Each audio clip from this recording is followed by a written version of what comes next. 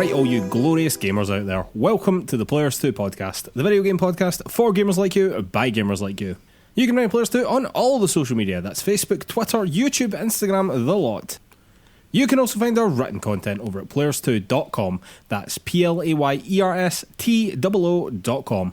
And if you could take 5 seconds to give us 5 stars over on Apple Podcasts or wherever you get your podcasts, it really helps us out. And while you're over there, if you could leave us a little review as well, it does a huge amount for the exposure of the show. And thank you so much to anyone that's already done that for us. It does genuinely mean a lot. Alright, and on with the show. My name is Mark Henderson. With me, as always, Mr. Lewis Camley. How's it going, Lewis? I'm good, Mark. Good to see you again. Good to be here. I have had a pretty long and difficult day, but partly that is because I stayed up too late last night trying to tidy up things in Spider-Man's New York, so I have only myself to blame really for how I'm feeling right now. How are you doing? I'm doing not bad, man. I have worked far too much today and I have a sore throat, so I'm doing absolutely brilliant. Perfect for podcasting. Absolutely, brilliant for podcasting. But Lewis, tell me about Spider-Man's New York. That is far more interesting. It is indeed, yeah. Well, as I said last week, I've started playing Spider-Man Miles Morales. I'm just about finished it now by a quick glance at a guide with no spoilers. I think I've got 2 or maybe 3 missions still to do, but it very much feels like the end game. I've 100%ed all of the different districts of the city that I'm able to at the moment. There's a couple of side missions that haven't popped up yet as well. But yeah, very close to the end, so certainly by the time we record again next week, I'll be long finished with the game. And just building on what I said last week, I mean, the game doesn't change very drastically as it goes on. And I have to say, the more it's went on, the more you can see how it is an expansion and an evolution of Spider-Man PS4, but it isn't ever really doing anything radically different to what that game did, which is no bad thing. I mean, I'm saying that in a tone of voice as if it's a problem, and it's not. It's just, I don't think that there are too many places that you can push that game without really overhauling what it's trying to do, but it does get down to the repetitiveness of certain side quests and kind of optional side activities. Things like some of the construction sites, if you remember them from the first game, Mark. I do remember them from the first game, So yeah. They were kind of arenas for fights with a group of enemies, basically. They're kind of reused as the exact same construction sites that have just been taken over by a different gang in this game. So there's things like that haven't really changed much from the first game, basically, but where it really succeeds for me are the small improvements to things like the combat and the stealth gameplay, because Miles has some new powers. Obviously, there's the kind of lightning effect stuff that you've seen a lot of in the trailers. He has a kind of camouflage cloaking device thing that allows you to stealth around a bit more easily, and it just has a bit more flow naturally to the actual combat itself. Like, I think they've just tightened up some of the like perfect dodge windows and those kinds of things, so it feels like a quicker, slightly more challenging actually experience when you're surrounded by enemies. And also they made the decision to streamline the gadgets and things like that you have access to, so you never feel quite as powerful as Peter Parker did in that first game. I don't know if you remember, I always felt the first game, by a certain point you were so OP'd that basically nothing was a challenge anymore. Oh yeah, that definitely happened. It was basically you swing into the middle of a bunch of enemies, you bash square and dodge appropriately until they're all dead. Yeah, that is still here to an extent, obviously, but it's not quite as bad. There have definitely been a few challenging fights for me. There's been times where I've really tried to use more of a lesser variety of gadgets, but they kind of all throw up different potentials when you use them. So it's just like bringing that variation into the gameplay. The story is fine. It again hits a lot of the same kind of emotional beats that the first game did. I was obviously raving about it quite a lot last week, and it certainly has moments and relationships in this game that feel really great. They're really well written. You really believe in Miles. I think he's a really richly drawn, well done character. I think to sum it all up, Mark, it's just a game that is lacking in surprises a little bit, but that is not a big problem if you really enjoyed the first game, which you and I both did and plenty of others did too. Nice one, man. Well, I think that what I'm hearing here is that it's definitely worth me playing, which I will be without a shadow of a doubt. Yeah. But maybe it's not quite as groundbreaking as a true sequel would be, which of course the game isn't. Well, hopefully a true sequel will be slightly more groundbreaking, but absolutely don't get me wrong, if you enjoyed the first game at all, there is plenty to enjoy here as well. Nice one, man. Nice one. And what about you, Mark? What have you been playing? Well, Lewis, I think I said on last week's show, although maybe this section was cut or maybe this section will be cut. Who knows what makes the final edit list? But I said that I might also start Spider-Man. However, what I've actually done is decide to go in a completely different direction and buy Demon Souls. So obviously not that long ago, I totally fell in love with Bloodborne.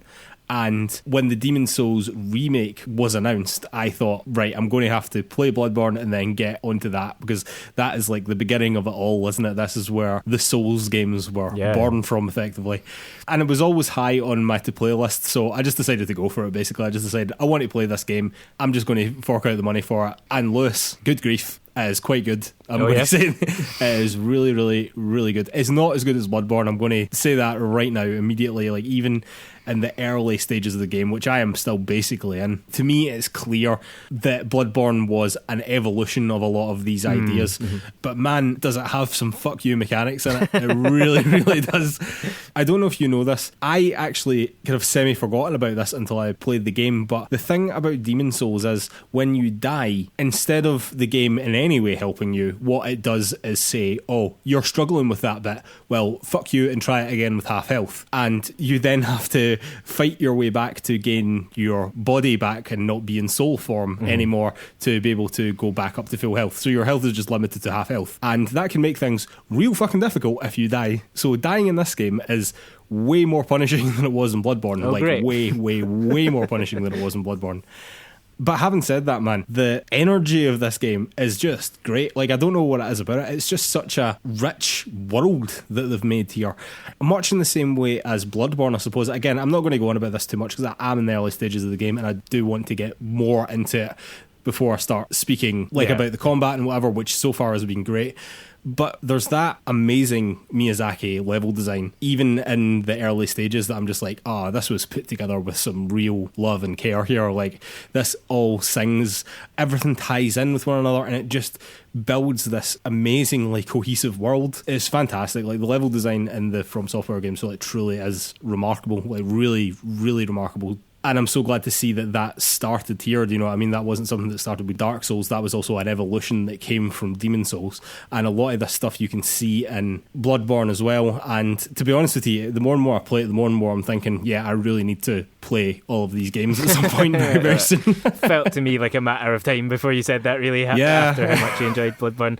That's cool, but does it feel like an old game, though? I mean, obviously it's been remade, but where are the kind of It does not there? look like an old game in the slightest. It does not look like an old game at all. It looks absolutely stunning, absolutely beautiful. Does it play like an old game? No, not mechanically, I wouldn't say, but there are elements of the game that I'm like, oh, that's a very PlayStation 3 sort of era thing. For example, there's this section very, very early on in the game where you come to these bridges that you have to cross between a dragon setting them in fire. So a dragon in this incredibly real living world, this beautifully rendered dragon flies in, sets the bridge on fire, flies away, comes back, sets the bridge on fire, flies away, comes back, sets the bridge on fire, and it just keeps doing that and doing that and doing that. Then the next section of the bridge, then the dragon comes up to that section, sets it all on fire, then flies away, and then comes back and then sets it all on fire. And I'm just thinking, this is a very PS3 era thing to be happening right now. I think if Miyazaki could have done this section again, he might have thought of a slightly different way to do this than having a dragon repeatedly set the same section of bridge on fire over and over and over again to make me run between 2 points, you know? So there are wee things like that within the game. Even there's some stuff in like the menus and whatever that I'm just thinking, oh, right, okay, this is a PS3 thing. This is just an old game, you know? But honestly, those thoughts are very few and far between. Like, I very rarely find myself thinking that. To all intents and purposes, this game holds up fantastically well from the PS3 era. The combat is absolutely stellar. All the weapons and whatever, I'm already seeing that again from Bloodborne is just like quite exciting, and finding different equipment and finding your play style within the game as well. Again, it's a game that you can play in so many different ways. Like Bloodborne, you can have so many different builds, and just even doing a little bit of research online, the amount of time that people have poured into finding like good builds and what you should be doing. And obviously I went for the one that they said was like the easiest way to play the game, and I was like, that's the one for me. but really it has been superb. Like, there's also a magic element in Demon Souls that there wasn't in Bloodborne, which I'm finding really quite interesting as well. It's just been great, man. Like, it's been really, really good. I'm finding myself really, I wouldn't say that I'm like loving it yet, not in the way that I was with Bloodborne anyway, but I'm really admiring what the game is doing. And and it's so nice to see what the game's doing, knowing what comes after it as well. Do you know what I mean? Knowing that this was the beginning of a massive change in the way like combat specifically was done in video games, and how level design could be done in video games. It's just really fantastic to see, you know? Good stuff. Well, I'm really glad that you're enjoying it. There was a concern for me when you told me that you were playing it that it might really pale in comparison to Bloodborne and you might be quite down on it, and so the fact that it's got all these little things that are really singing to you at the moment, even though you're early doors, I think is fantastic. So yeah, two completely different games there in Spider-Man and Demon's Souls, but there's definitely something there for most PlayStation 5 gamers to get stuck into. Yeah, there definitely is. And I will say, again, I don't think it is as good as Bloodborne. I don't think that I'm going to enjoy it as much as Bloodborne. There's just a different vibe going on in Bloodborne that like very much appeals to me as opposed to what Demon's Souls is doing. Again, there's just something about like a sort of high fantasy aesthetic that, I don't know, it just doesn't do it for me. It just doesn't do it for me. But the game in and of itself, really very good indeed. Like, there's a lot going on here that I admire in terms of video game design. So I'm very excited to crack on and see what more there is to offer me, you know? Stuff, yeah. All right, Liz. Time for the news. All right, our news item number 1. Cyberpunk 2077 reviews are in, Lewis. And this is something we would normally do as a shout out at the end of the show. However, it's Cyberpunk, and quite frankly, it's taken over the whole internet, hasn't it? It has indeed, yeah. The reviews are mostly amazing, quite frankly, and yet somehow seem to be disappointing, Lewis. The game is currently sitting at a Metacritic score of 91, which is extremely good by most game standards. And yet it does seem to be disappointing quite a lot of people, strangely. The game in and of itself seems pretty great, to be honest with you, in terms of story, and particularly in the world that they have built here, which seems to be absolutely remarkable. But when you actually dive into the reviews themselves, it seems as though the game is actually falling under the weight of its ambition.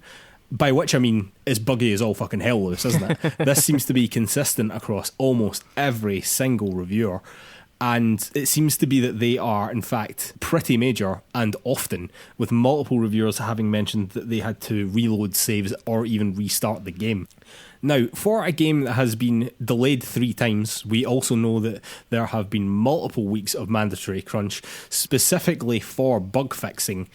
Maybe we should have seen this coming. Although, having said that, this game has been delayed multiple times. We know that there have been multiple weeks of mandatory crunch specifically for bug fixing, so maybe this all should have been fixed. Like, I don't really know how to take this, you know? Yeah, it's quite a strange one when you think of it in that context. Yeah, loads of games have bugs, and, you know, as we'll mention in a wee second, day one patches are there specifically for this reason. Well, let's just mention that now. There will be a 43 gig, which is very substantial, day one patch for all systems, it seems. And CDPR say that it will address these bugs. Will it address all these bugs? I would highly, highly doubt that. Yeah, it seems unlikely that it could. I'm sure I saw someone on Twitter earlier, a reviewer, saying that they had looked through the notes and some of the bugs they'd experienced weren't mentioned, and there's bound to be things that aren't picked up. And yeah, I think that you're right in a sense. We should have seen this all coming because there have been delays, there have been all these issues, and maybe also we should expect that they shouldn't be there. One of the most telling things for me, actually, over the last few days was how late the reviewers seem to be getting codes. I mean, just a few days ago, people were saying that they still hadn't had anything, and that obviously means that reviews for a game of this scope, although it also seems to be a bit shorter than a lot of people were expecting, it's natural to think that reviewers would have more time with it, and the fact that the codes came in late says that they were still trying to get it up to even review standards right up until the last minute. So yeah, well, just before we dive right into the reviews, because we're coming to the reviews, don't get me wrong there, talking about the length a little bit, a report came out that one of the devs had been playing the game for it was like 120 hours or something like that, and still hadn't finished it. And I think everybody was thinking, oh my god, this game's going to be like crazy, crazy long. But in actual fact, it sounds like you could beat the story of the game probably within 20 hours. And with a lot of the side content and whatever, you're probably talking maybe between 25 and 30 hours, which, to be honest with you, is totally fine by me. Yeah. But I think that a lot of people were expecting a Witcher level, super long, in-depth game, and I just don't think that this game is that, you know? But on top of that, Lewis, do you think that this game had a hype problem, for lack of a better term? We have been hearing about this game since 2012, and since 2012, it's basically been the most anticipated thing in video games, isn't it? Apart from maybe GTA 6, this might be the most anticipated thing in all of video games. Do you think that it was ever going to live up to that hype? categorically, no, I don't think it was possible. In my time thinking about games in this way and really kind of following the industry in depth, I don't remember ever feeling like a game had quite this much riding on it. And that's even including things like The Last of Us 2 from this year and Red Dead Redemption 2. These are huge games that people have a lot of expectations for. But given that this was new IP, I know it is based on a game and a book series and all that stuff, but a new video game property from a really experienced studio nonetheless, there was so much clamour for it. There's so much heat around this game, and to add to that, I think also it has been, to CDPR's credit, really expertly marketed over the last year in particular between the... Oh yeah, I mean, there's never been a quiet moment from Cyberpunk in those 8 years, just about, has there? Absolutely not. I mean, thinking about like the recent streams, like the Night City Wires and just all the little content drops and the Keanu Reeves moment, I mean, it's no wonder people are really caught up in it, but it is, I think, a dangerous level of hype that I don't really think people should allow themselves to get for anything, for any media property. You haven't made it, and so you should be able to take a slight critical step away from it and see it as still a product and still a flawed creation that you can absolutely love, that people will be saying, I have no doubt that this is their most favourite game ever, but you also have to be able to recognise that just because you want it to be that doesn't mean that it ever can be, you know? Yeah, no, absolutely. I totally agree with that. I think there's an almost frenzied attitude that comes along with hype levels of this, like getting to sort of Star Wars fanboy nonsense, do you know what I mean? Yeah. I understand what you're saying about it being dangerous, but I mean, in terms of marketing, I mean, I think it's been really well done by CDPR. Obviously, it's a massively highly anticipated game, but if people expect perfection, then I feel as if they will always be let down, you know? But Lewis, on to the reviews themselves and the weirdness around the reviews. Now, there was a lot of weirdness around the Last of Us Part 2 reviews as well, so this definitely isn't something new. But as you said, reviewers only got codes for the game like days ago, and now they're expected to write a review for it. For a game that, as we were just saying, isn't as long as 100 odd hours, but it's still like a relatively long game, do you know what I mean? It's a lot to ask of someone to write a review in that time. Also, all the reviews have only been on PC, so we don't even know how these games run on console at all, whether it be last gen, which is a scary thought considering how badly it runs on PC apparently, or current gen. The Guardian have also said that they did not sign an NDA, and Keza McDonald of The Guardian seemed to imply that this was because they were not happy about the conditions of the NDA, so they don't have a review for the game. And prominent YouTube reviewer Skill Up has also declined to sign an NDA because it mandated that he would have had to have used B-roll footage, presumably provided by CDPR, which is basically trailer footage, according to him, and not captured footage from the game, which to me is a pretty bad sign because they obviously know then that captured footage for the game would not show the game in its best light because it will be buggy as hell, because they know that the review copies are buggy as hell. So all of that also didn't sit great with me, you know? Yeah, it's an uncomfortable position for gamers, games media, influencers, all of that to be coming into, because like you say, we're about to have this game drop and we don't really know how it's going to run on the consoles we're going to be playing it on. There's got to be suspicions there that CDPR know the extent to which this game is buggy and broken and messy, and have tried to control that narrative a little bit, which we saw, or we suspected was going on slightly with Naughty Dog and The Last of Us Part 2 as well. There were some odd situations around some of those reviews. Although a lot of that was to do with the story though, right? That was to avoid leaks to a certain extent. Yeah, but I mean, no doubt, I mean, categorically, Naughty Dog were trying to control the narrative of the reviews of that game, like unquestionably, but they weren't doing that because their game was buggy as hell, you know? Yeah, it had nothing to do with hiding faults, which this definitely does. And I mean, these are two examples. Obviously, most sites have gone ahead with the review, so that might be personal or organisational ethics coming into play, who's to say? But it's certainly, all of this has just meant that the last day or two, as these reviews have broken and various other things about the game have come out, and this is a couple of days before launch still, just puts a little bit more of a cloud over it, when we were already saying it was going to be slightly harder to enjoy the game knowing the crunch situation And now when you start to take in some of these other issues, it's not atypical for games at the moment to have issues like this come up, but it doesn't mean that they're not worth commenting on, you know? Yeah, absolutely. It's really the console thing that bugs me the most. Like, there will be many people out there who have pre-ordered this game for their console, and they can't even read a review of how that game is going to run or look or feel on their console because CDPR have simply not provided codes for that. And this is also without proper next-gen upgrades as well. I think the day one patch is going to have some things, but their actual proper next-gen versions aren't coming until next year. Yeah, exactly. This is all a PS4, Xbox One version of this game, which will obviously be backwards compatible with the current gen of consoles. I keep on getting mixed up. We're now on the current gen as the PS5 and Series X, and the last gen was the PS4 and Xbox One. But on current gen consoles, there is no upgrade yet, so even that seems to be a long way down the road. And if it's filled with bugs, they will have to get sorted out before they start doing next gen upgrades, I would have thought. Current gen upgrades, God, this is going to be awful. This is going to be awful for a while. But there's one other thing that has been brought up quite prominently over the last wee while, and this is a bit of a health warning, I suppose, for people that have epilepsy, and particularly if you have photosensitive epilepsy, because it seems as though this might not be the best game for you to be playing. Game Informer's Leanna Rupert, who suffers herself from photosensitive epilepsy, reported to have at least one major seizure and felt several moments where she was close to having another.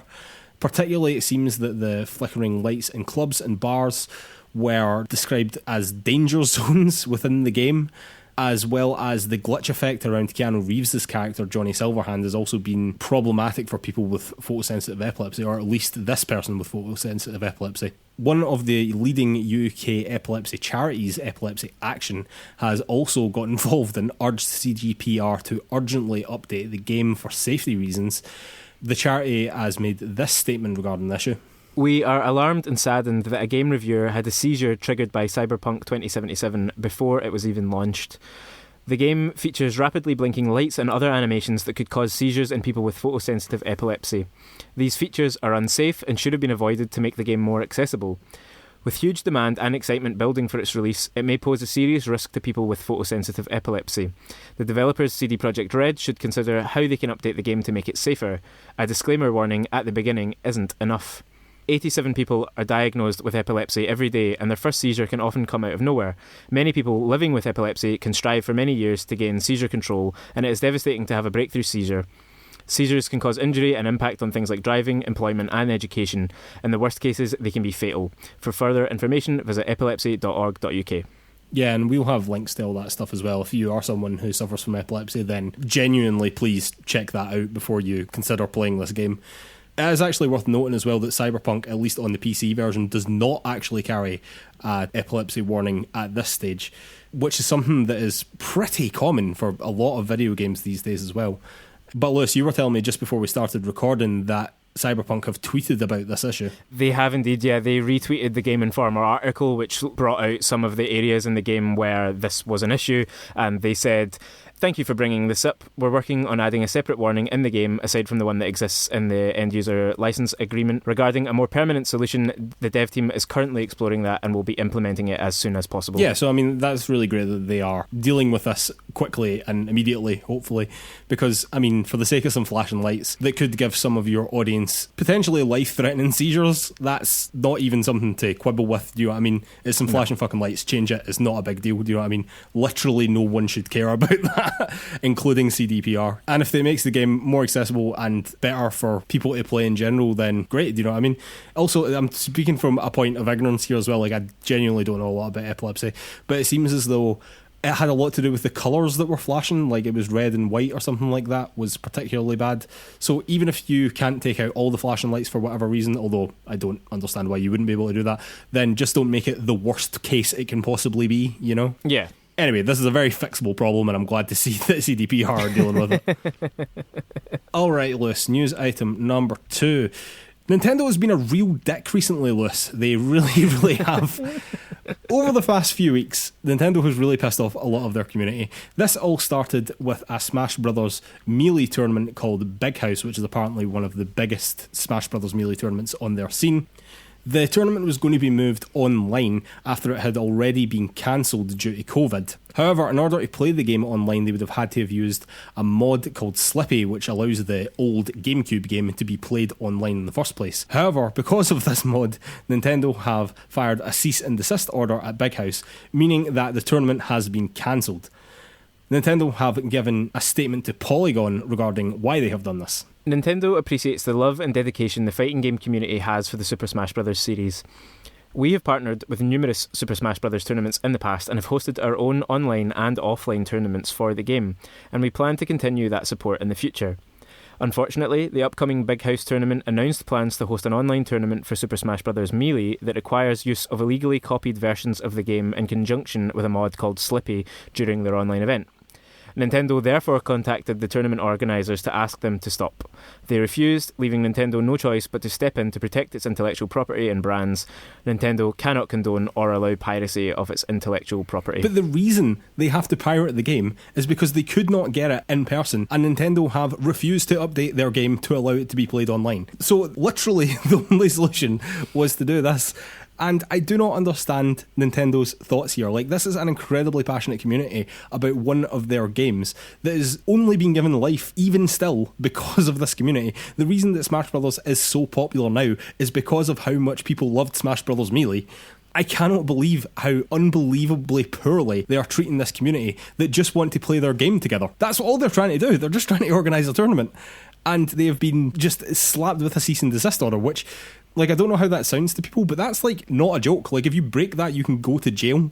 It's a very serious thing that they're being hit with. So subsequently, this caused a massive uproar in the Smash community, and subsequently the hashtag #FreeMelee started trending on Twitter. So, jump to just this weekend past just now, there was a Splatoon 2 tournament, the North America Open, which again was one of the biggest in their community, which was supposed to be live streamed and broadcast by Nintendo. However, this was cancelled, quotes, due to unexpected executional challenges.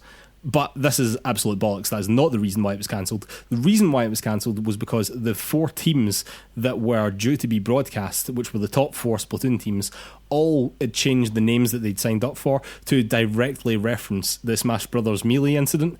And in solidarity with the Smash community and in supporting that community and just wanting to play the game online. And the reason it was cancelled is because they did that. So all the teams immediately pulled out of the tournament when the live stream was cancelled, because they obviously knew why it was actually cancelled. And according to Polygon, the 5th through 8th place teams were actually asked to step in because apparently some of the tournament had taken place, and this was like the last 4 that were going to be broadcast live by Nintendo. So the 5th through 8th place teams were asked to take their place. But amazingly, in solidarity with their fellow competitors and the Smash Bros. Team, they also declined, meaning that the tournament was cancelled. But even more amazingly, I think, they ended up throwing their own tournament, which is called Squid House, which again directly references the Big House tournament that was cancelled by Nintendo, and actually raised a bigger prize pool through fan donations than their official event would have done, and apparently raised so much money that they actually gave $3,000 of it to charity, and it was the largest Splatoon tournament prize pool ever, which is just absolutely fucking brilliant. Yeah. But Lewis, amazingly, it does not end there, and this to me is by far the most insidious piece of this pie, we will say. A content creator called Captain Alex, who created custom Joy-Con shells in memory of a popular Nintendo YouTuber called Etika, who tragically took his own life last year. We actually briefly mentioned this on our podcast. We weren't particularly familiar with his content, but we understood that he was a good guy and he was very much loved by his community, and it was a big deal when he'd taken his own life. So the money that he generated from selling what he called Etikons has raised over $10,000 for the GED Foundation, which is a mental health and suicide prevention charity. However, Captain Alex has confirmed to a YouTube channel called Joy-Con Boys, a YouTube channel that was also created in memory of Etika, that Nintendo had sent him a cease and desist letter in September demanding that he stop selling these Etikons. Apparently, this was over the use of the copyrighted term Joy-Con. But, I mean, it's just utter bullshit, man. It's actually making my blood boil, as I was saying to you before this. Like, it really is. This is like scumbaggery of the highest order. So this guy dared to try and commemorate his friend by creating Joy-Cons in his memory, and any money generated from that was going to help people to get better mental health and to hopefully prevent others from taking their own life. And Nintendo wanted nothing to do with that. Nintendo actively wanted him to cease and desist that operation, which was only generating money to help people. These are people in your community that you want to be associated with Nintendo. What are you doing? This is madness. There are thousands of people that make custom Joy-Con controllers, and you targeted the one who was publicly raising money for mental health. It is absolutely fucking deplorable. It really reminds me of Disney, actually, who are all fucking princesses and rainbows. But the minute you cross them, the minute you cross some arbitrary line, or for whatever reason they decide that they don't fucking like you, they will like take you down in the most brutal and heartless fashion. And it's the same with Nintendo. Like, Nintendo is all Mario and Princess Peach, but at the top they are clearly just a massive fucking company full of corporate money hoarding capitalist scumbags. And quite frankly, whoever at Nintendo somehow listens to this, massively fuck you, you horrible scumbag. That is one of the worst things I've read in a very, very long time. Jeez, I can tell you're passionate about it. Yeah. It's awful. I was writing the notes for this and I was like, I'm getting angry. Like, I'm getting angry writing this down. I think that's the thing. Like, Nintendo are notorious for this kind of protection of their IP, and to a certain extent that's understandable. And we've talked before about, attempted fan remakes of certain Nintendo games, or using Mario assets in Dreams. That was a big thing earlier this year, that kind of thing.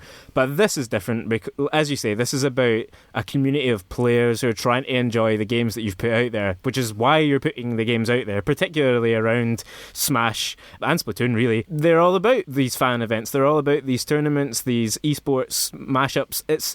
I cannot fathom why they've done it. The copyright claim on the Joy-Cons, which seems to come down to literally just that the word Joy-Con is on them. It seems so absurd to me that they wouldn't have even approached the people involved and said, we'll put these out officially. These can be official Nintendo products, and like, X% or all of the profits will go to the same mental health charities. It's so short-sighted. It's so, as you're describing, it's such a hammer approach to, what is actually not even a problem. It's just like, we just have to come down on this like a ton of bricks. We won't bother listening to any of the nuance of why these things are happening. Like I said, these are the people who are passionate about you. They're passionate about your games, and they care a lot. And they care a lot about their friend as well. And the fact that you have chosen to come down, as you said, like a ton of bricks on these people who are so passionate about your stuff and are trying to do a genuinely good thing. These are the people in your community you want to be fucking associated with. You should have been doing everything that you could have done to elevate that person and be like, yeah, this is someone from our community, and look at how awesome our fucking community is because we have people like this guy in it. And instead, you fired a cease and desist order at him. And on top of that, Lewis, it's something that I even forgot to fucking mention. The YouTube channel where this all came out, the Joy-Con boys, they also had a cease and desist order fired at them after they put out a video about this. So the retaliation against a relatively small YouTube channel that was also created to commemorate their friend who had tragically taken his own life. It's fucking disgusting. We need to move on, Lewis, because I'm getting too angry. Alright then, news item number 3. BioWare's general manager and, quite frankly, the face of the company, Casey Hudson, and Dragon Age 4 executive producer Mark Dara have left the company. However, BioWare have said that Dragon Age 4, Anthem Next, and Mass Effect Remastered will not be affected. BioWare have made this statement regarding the departures. We strive for all of our studios to be places where talented creative people come to do career-defining work. A dimension of this ambition is that sometimes those people want to try something different. Casey Hudson, GM, BioWare, and Mark Dara, executive producer Dragon Age, are two of those people, and they have decided to move on from BioWare. I want to personally thank Casey and Mark for everything they've done for the BioWare community, and particularly for our players. They will always be an essential part of the studio's history. We appreciate their many contributions, and we look forward to seeing what they'll each do next. Now, having two people leave, particularly people like executive producers and people who are effectively heads of the studio, leave in the middle of a project is rarely a good thing for the game. We have seen this particularly with Halo Infinite recently. It's not always a disaster by any means, but it's rarely a good thing. So, onto the games aspect of this, I suppose.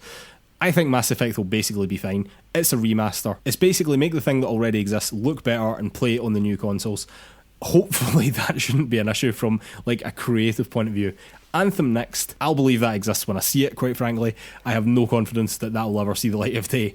But Dragon Age 4, Lewis, we do know will see the light of day, definitely, and we are in fact getting more information on it at the Game Awards this Thursday, which is when this podcast will actually reach your ears. So are we worried about Dragon Age 4 even a little bit? I guess a little bit, yeah. There's already been some rumblings around this game. We hadn't heard anything about it for a long time, and everything that we've seen of it so far has been, I think, meagre is probably an overstatement even.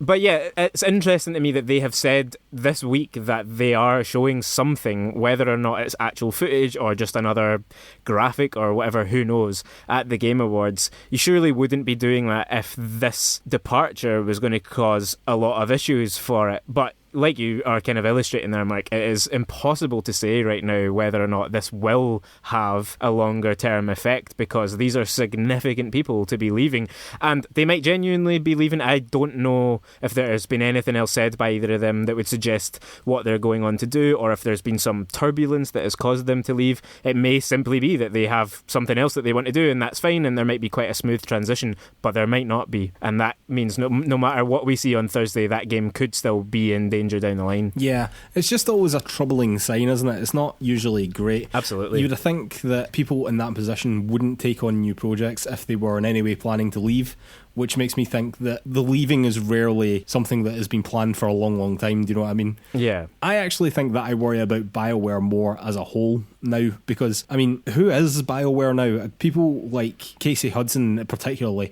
and Mark Dara are two of the faces of that company. And honestly, looking back through BioWare's catalogue, they have had some absolutely amazing games, but recently, man, it's been slim pickings.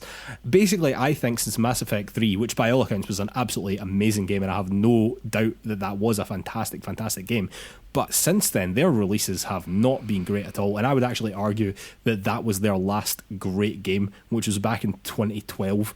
I know a lot of people would say Dragon Age Inquisition, but I was absolutely not a fan of that game at all. And me and you played that a long time after launch, and it was still a buggy mess.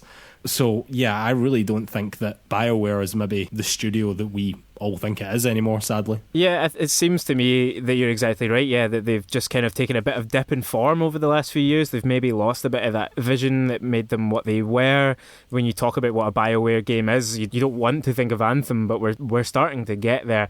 And EA has previous on this. Yes, EA it fucking will does. shutter companies. So if there is a problem at BioWare and there are good devs there that can be portioned off to other EA teams or can form a new studio or whatever it may be, yeah, it is not beyond the realms of possibility whatsoever that is on the horizon. Alright, news item number 4. Kratos from God of War is confirmed to be playable in Fortnite, Lewis, and according to a data mine, Halo's Master Chief will be following him very, very soon. There is strong rumours that this will be officially announced at the Game Awards, and Microsoft have teased as much. There are also rumours that Samus will be joining from a Nintendo perspective, although that is pure speculation at this point. But it does also mean that you can play as Kratos, a PlayStation exclusive character, and PlayStation exclusives are something that Sony hold on to with a vice grip, is playable on Xbox, Switch and PC, which is a real first for PlayStation exclusives list. And honestly, I think this is absolutely fascinating, because presumably this will mean the same for Master Chief. You will get Master Chief on Switch and PlayStation for the first time, which is really a fascinating thing to think about, I think. Yeah, it's testament to the power of Fortnite, I think. I put out a couple of posts about Fortnite on our social media over the last week because they just continue to do things that I think are stunningly interesting. Even if you don't play the game, just thinking about what they're doing for narrative storytelling, what they're doing for big gaming crossovers. And this is huge potentially. I mean, the Kratos reveal was kind of leaked and then confirmed. It came on the back of all these rumours about Master Chief and potentially Samus from Metroid coming to Fortnite as well. I think the confirmation of Kratos all but confirms that those are real, or at least that Master Chief is real, and I would be fairly surprised if Kratos and Master Chief are there if there isn't a Nintendo character, whether or not it's actually Samus, who can say for sure. But It's amazing. It's just such a cool moment, I think, if all of these legendary characters come together in the game. Yeah, I really do. I think that's fascinating. And I think after years of, well, I'm going to put the blame very much on PlayStation for continuing to put up walls all over the place. For lack of a better term, it seems as though Fortnite, as this weird meta platform between them all, is building bridges. Do you know what I mean? And I just love that. I just think that Fortnite continues to be this weird melting pot that is pushing the video games industry forward. And as you said, like, whatever you think about the game or whatever you think about Epic, I mean, I don't play the game. I barely played the game at all. I actually don't particularly like it all that much. It wouldn't even be my battle royale of choice. But I think that this stuff that they're doing is really, really, really cool. Really cool. It'll be very interesting to see what comes of this in the future.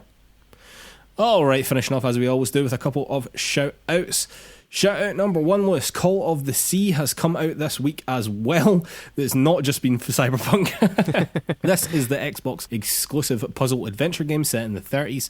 It's currently sitting at a 74 on Series X and a 78 on PC, which for a game of this sort is definitely not that bad at all. It seems that the issue with the game is that the puzzles are based on riddles, weirdly. I don't really know how that would work within the game, but apparently these can be quite obtuse and really not very clear at all, which, if that's what your game is hinging on, perhaps not brilliant. But in terms of the story, it seems to be good, if a little bit generic, and it doesn't seem to have much replayability, but I don't really think that lots of people are looking to replay indie games like this over and over and over again. But it seems to be overall a pretty good game, if not a world beater. Lewis, I know that you were vaguely interested in this. Are you still interested in playing it? I am, yeah, because not least because it's on Game Pass, so it's there and it's available. But what you were saying there, like, replayability for a puzzle game was sort of not important at all in my mind. Why would you ever do that? Yeah, it looks like it's got an interesting world. All the reviews are pointing to it having a fairly interesting story. I don't think it's going to be a world beater at all. It looks like it's only 4 or 5 hours long, but I can definitely see myself whiling away a Saturday night just playing through that, you know? Nice one, man. Nice one. That's cool. Alright, shout out number 2. The Prince of Persia Sands of Time remake has been delayed. The game was actually only announced at the beginning of September for a January the 21st release, but has now been delayed until March the 18th. Ubisoft have made this statement on their Twitter regarding the release. During our Ubisoft Forward digital conference, we proudly announced the return of the Prince with Prince of Persia The Sands of Time remake. We are excited to put this game into your hands as we retell the story of the Prince and Farah in a reimagined 11th century Persia. However, 2020 has been a year like no other. Today, we wanted to let you know that we are taking additional time to work on the game. With that, the release date for Prince of Persia The Sands of Time remake has been moved to March 18th, 2021. We believe this is the right call to ensure we will deliver a game you will enjoy. Thank you for your patience and continued support for Prince of Persia, and we hope you stay safe and healthy this holiday season. Again, I think, like the delays we were talking about last week and the week before, if it's to do with COVID, far more important that everyone is safe than this game gets out early. Do you know what I mean? Let's just delay it, get a game that's great, and keep everyone healthy. However, it does seem very strange to me that they announced a very specific release date. Like, it was a release date, it wasn't a window in any capacity. They released a specific date in September and then delayed it to another very specific date in December. It's just a little odd. I don't know, that seemed a little bit short-sighted to me. Yeah, and also it was sort of panned when the trailer came out for not looking very good, so read into that. Yeah, exactly. As well. Slightly troublesome. Alright, shout out number 3. Sony has released a trailer showing off some upcoming next-gen games, all of which we have previously known about, so there's nothing new in that capacity. But Lewis, the small print has given us some additional information. The games in question here are Square Enix's Project Athia, which we don't really know very much about at all, except that it looks like Mad Fantasy Tomb Raider. But we now know that it's going to be a PlayStation 5 exclusive for at least 2 years after launch. 2 years, Lewis. That is long. Too long. Yeah, I would say too long. It's a weird amount of time for it to be an exclusive. You'd have thought if you were going to be 2 years an exclusive, you would have just been entirely exclusive to that system, you know? For 2 years down the line to then start coming to other consoles just seems very strange to me. And also we learned, Lewis, that Gran Turismo is delayed, or seems to be delayed anyway, according to the small print, which has changed from coming in the first half of 2021 just to coming in 2021. Now, you might be thinking we're reading into that a little bit, and I suppose that is true, but it would be strange to me for them to change it from coming in the first half of 2021 to just coming in 2021, if that doesn't mean that it will now be coming in the second half of 2021. But we also did learn that it will be a PlayStation PlayStation 5 exclusive, e.g. it will not be cross-gen, it will be only playable in the PlayStation 5, which I actually think is great news because racing games always really show off the graphical capabilities of consoles really, really well. And quite frankly, I want to see how good a game can look on the PS5. Yeah, absolutely. And shout out number 4, Lewis, and I think we would be remiss if we didn't mention that Oscar Isaac, most famous for playing Poe in the Star Wars sequels, will play Solid Snake in the upcoming Metal Gear movie. Now, in terms of looks and things like that, I actually think he's a pretty good choice. Much better, for example, than Tom Holland playing Nathan Drake, or I certainly think so personally. Now, even though Metal Gear Solid might be my favourite video game of all time, I still have less than zero interest in this movie. Lewis, your thoughts? I mean, I agree with the casting choice. I think it's good. I really like Oscar Isaac in a lot of films that he's done. But yeah, I am similarly minded. I don't think that they're going to be able to do a very good version of the Metal Gear Solid story in a film without making substantial cuts and plot changes. I would have much preferred to see them go down the route that The Last of Us has taken with this HBO series. Yes, God, yes. Which I also don't think will necessarily be great. But, a 10-part Metal Gear story might actually do that game justice, whereas a 2-hour film just won't be able to, in my opinion. Totally agree. Couldn't agree more, Lewis. Could not agree more. All right then, and with that, Lewis, time for a beer, and we'll be back with Topic of the Week. And we are back for Topic of the Week. Topic of the Week this week is the Game Awards announcements. Now, by the time this podcast comes out, it will be the day of the Game Awards. So we thought now would be a good time to talk about what we think might be announced. Previously, we have done what we would call predictions of what is going to be announced, but as with us, and anytime anybody on the internet does these announcements, they all, or most of them, end up being inevitably wrong, and nobody wants to seem daft on the internet. So what we're going to discuss is what we hope to be at the Game Awards list. So, Jeff Keighley has already announced that there's going to be a Dragon Age announcement. We know that we're getting a new map from Among Us, and we know that there's going to be gameplay shown from the Black Desert spin-off called Crimson Desert. But we don't know too much else beyond that. However, Jeff Grubb, who is a well-known industry insider and is well known for being correct about things, particularly when it comes to Xbox. Now, last year, obviously, at the Game Awards, Microsoft showed off the Series X for the first time, so they are definitely not adverse to making big announcements at the Game Awards. And Jeff Grubb has said that Xbox are set to make another big announcement at the Game Awards this year. So my question to you, Liz, is what do you think that could be?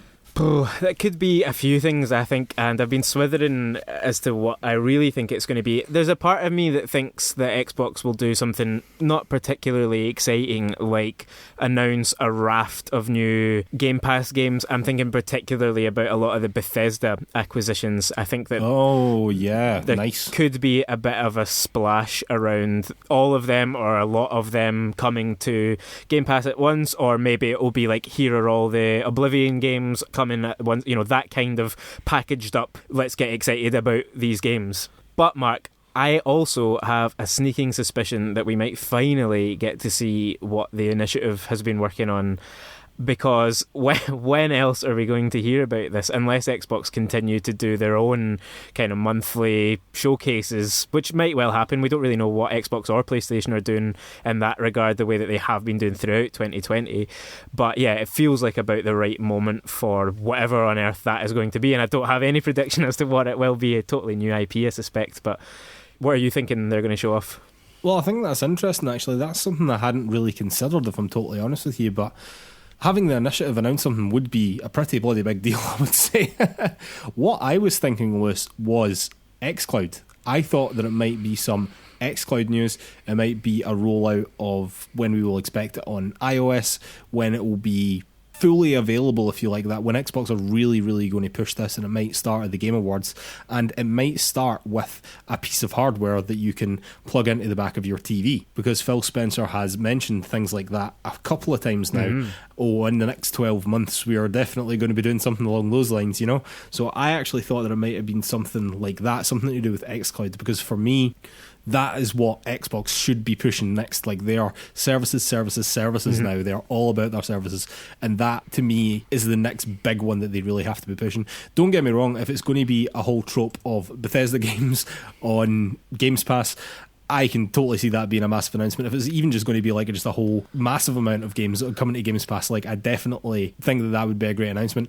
If we found out what the initiative is working on, also a fantastic announcement, but I actually really hope it's something to do with xCloud. Looking at what they did last year as well, where they had the Series X and the Hellblade announcement, I feel like something between what we've both just said there, like one announcement that's very servicey or hardware driven, and then one that's really games driven. You could totally see that is how they would want to go about it. Yeah, definitely, man. Having spoken a bit about Xbox, I guess I want to throw quite an open question to you, and I'll throw a couple of games maybe at you as part of that, but PlayStation, are we going to see anything much from PlayStation here? Honestly, I'm not sure, Lewis. Like, I'm really, really not sure what they're going to show off. If I'm remembering correctly from last year, they also didn't show off a hell of a lot last year. I think it was just Ghost of Tsushima, really, that they had something for. There was no major reveals, as far as I remember, anyway. No, and I don't think that there will be any major reveals now, either. Like, I don't think that we're about to see some new PlayStation IP or anything like that.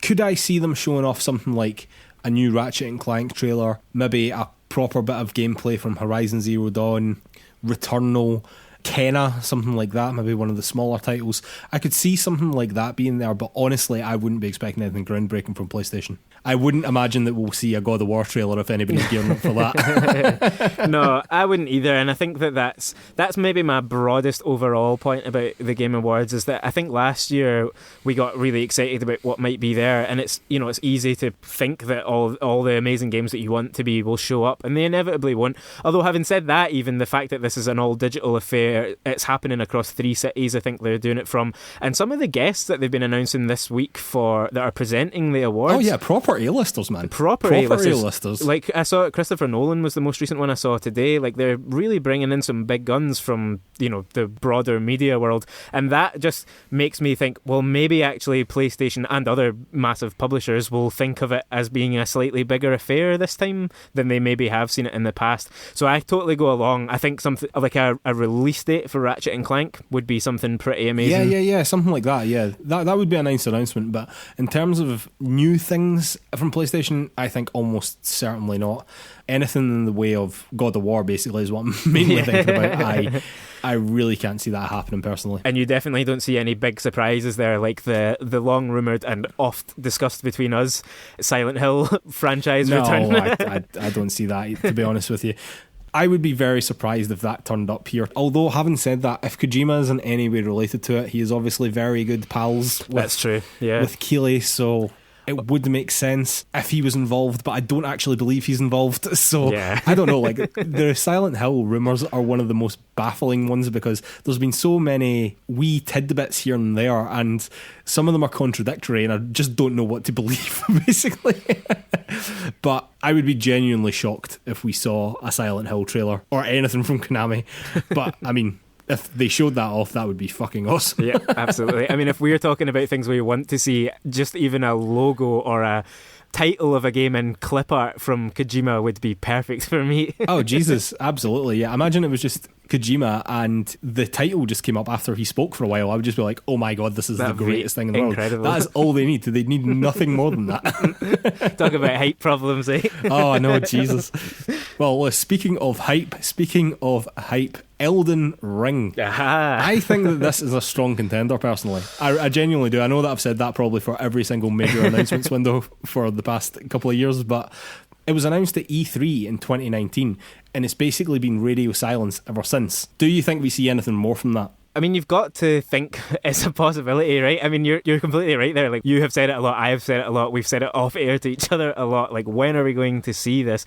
There was a bit of rumbling about Elden Ring recently. I think someone involved in the project said it does still exist, it is still happening, we're just not ready to show much yet. It does feel to me like the perfect point to show it. It's easy now to see that a lot of big publishers are doing their own showcases, and that starts to change how this looks. Like, I don't know that we'll get any huge, like, Ubisoft announcements here, for example, because they've started doing their own Ubisoft forwards, and they don't really need this platform in quite the same way. Not to say that they wouldn't do anything.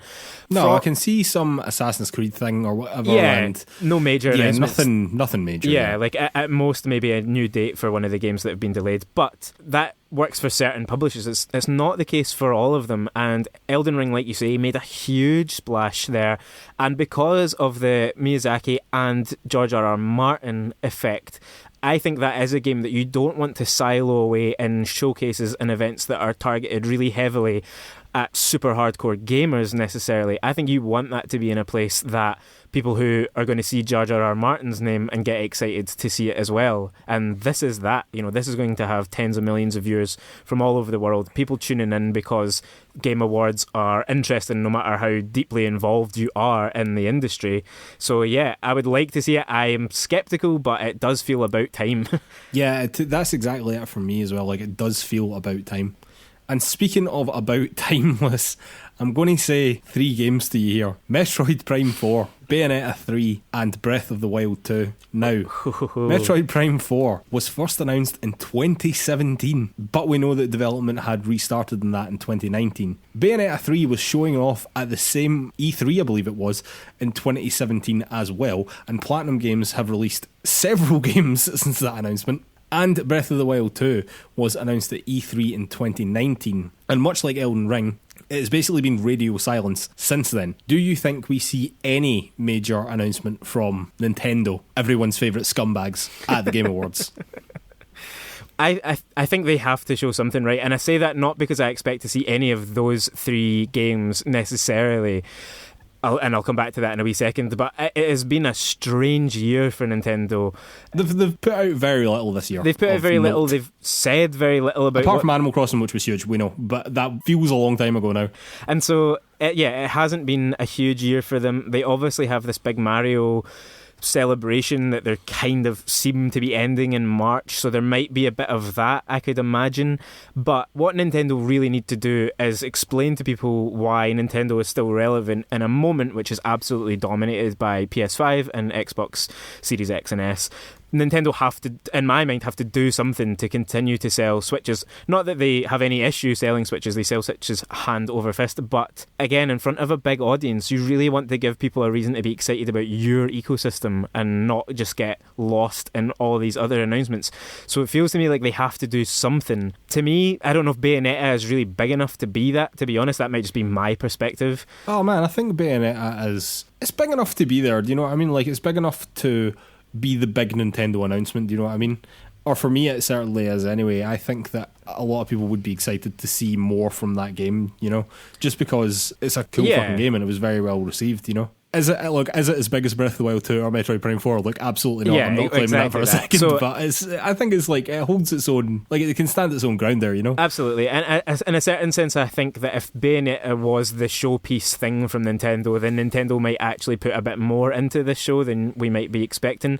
I think if we get Breath of the Wild or Metroid, they will be the only Nintendo game, and that will be, certainly if it's Breath of the Wild 2, I think that will be the biggest moment of the night, pretty much. Yeah, I would say so. I think that we're probably more likely to see something, I don't know, like about the 3D World remake or something like that from Nintendo. I'm not sure that we're going to see a massive announcement from them at all, to be honest. No, again, they've got their own mechanism for doing these things. Yeah, even though they're not using it a lot right now. No, they definitely not.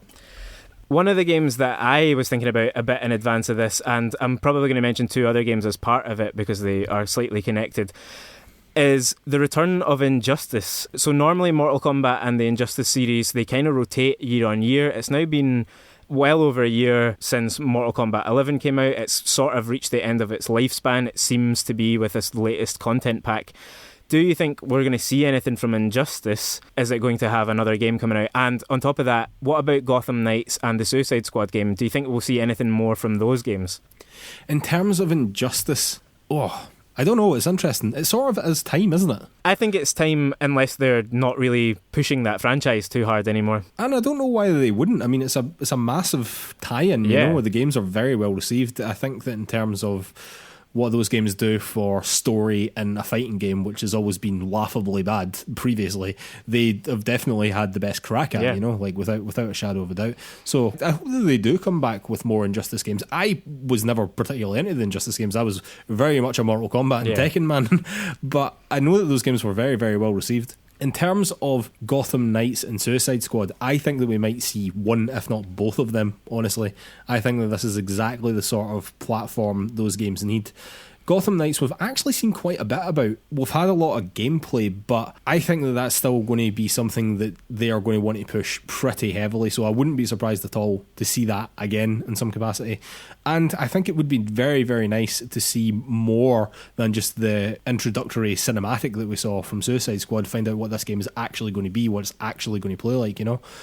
So yeah, I think that the two of them are a real possibility, one if not both, you know? Yeah, for me, something about Gotham Knights feels like it fits right in, and I've in my head it's coming much sooner, and whereas Suicide Squad probably a bit later. Yeah, Gotham Knights is definitely coming first. That has a release in like March. Or I think like that, March is in my head as well. That's what I was thinking. So whereas Rocksteady obviously over the years have been much quieter about what the hell they're working on, and so I can see. Sweet Jesus, yes, they have. We might have to wait longer for more from that, unless it is coming unexpectedly soon. But yeah, Gotham Knights out of the three of those for me is the most likely. But I would be really thrilled to see another Injustice. Not that I loved it either particularly, but it is a good fighting game and it is really well received. And if it helps, again, that whole studio push forward what they're doing with narratives in fighting games, then I am there to see what that is going to be. Yeah, absolutely, man. Couldn't agree more. Alright, ladies and gentlemen, I think we'll have to call it a day there. I'd like to remind everyone that you can find PlayersToo on all the social media. That's Facebook, Twitter, YouTube, Instagram, the lot. You can also find our written content over at PlayersToo.com. That's PlayerStoo.com. And if you could take 5 seconds to give us 5 stars over on Apple Podcasts or wherever you get your podcasts, it really, really helps us out. And if you could leave us a little review as well, again, it just helps us out even more. I know I say this twice a week, every single week, but it really does not become less important on a weekly basis. It really doesn't, and it really helps us out so much. And if you're someone who's already done that for us, again, thank you so much. It genuinely, genuinely means a lot. I'd like to remind everyone that our play-along game for this month is Return of the Obra Dinn, another Lucas Pope game. We absolutely loved Papers, Please. I know that you already loved Papers, Please, Lewis, but I absolutely fell in love with Papers, Please that we did last month, so I am very much looking forward to diving into Return of the Obra Dinn. I was actually thinking about playing it very early in the month, which is something that I usually don't do. I usually leave it right to the last minute. But once again, I've decided, nah, I'm going to buy Demon Souls instead because I want to see what this PlayStation 5 can do, you know? But regardless, I'm very much looking forward to playing Return of the Obra Dinn. It's probably one of our play-along games that I've most been looking forward to. I'm really excited to start playing it. It is an absolutely sensational game, and for anyone listening that is swithering about whether or not to check it out, do yourself a favour. It is an absolutely phenomenal little game. Unlike anything that you've played before, I would hazard a guess. Nice one, man. Again, that just makes me more excited. I really want to play it. All right, ladies and gentlemen, we will see you next week. Thanks.